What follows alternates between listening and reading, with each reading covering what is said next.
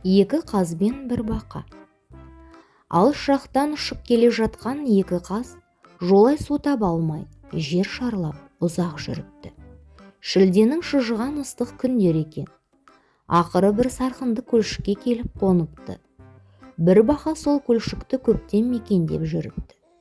Ол көлшігін қызғанып, барқылдай қорып, екі қазды жолатпай су ішкізбей қойыпты. Шөлден таңдайлары кеуіп тұрған екі қаз әлгі бақаға бас иіп жалыныпты. Бақа сонда да көнбей: "Бұл аз ғана көлшік, су тізеден келеді. Сендер ішсеңдер құрып қалады. Ал сендер сусындарыңды қандырған соң ұшасыңдар да кетесіңдер. Мен бейшара сусыз қалай күн көремін? Ұшатын қанатым жоқ, құдық қазар тырнағым жоқ. Қайда барып жан сақтамақпын?" деп қайғырады. Екі қаз бақаның бұл айтқанына түсініп, оны жұбатады. "Егер біз ішкен соң осы көлшіктің суы таусылып қалса, біз сені көтеріп ұшып, су мол бір көлге жеткізіп салайық."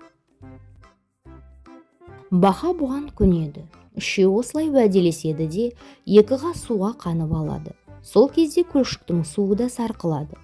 Содан кейін екі қаз осы арада бірер күн тынығады. Бір күні аз ғана көлшіктің суы мүлде суалып, астындағы борығы сасып, құрттап кетеді. Екі қаз уәде бойынша бақаға: "Жүр енді кетелік, суы мол көлге жетелік" дейді.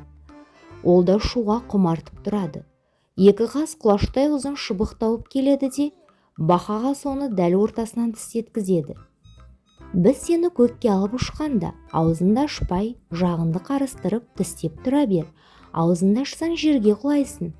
Айтқандарыңды орындаймын" дейді бақа.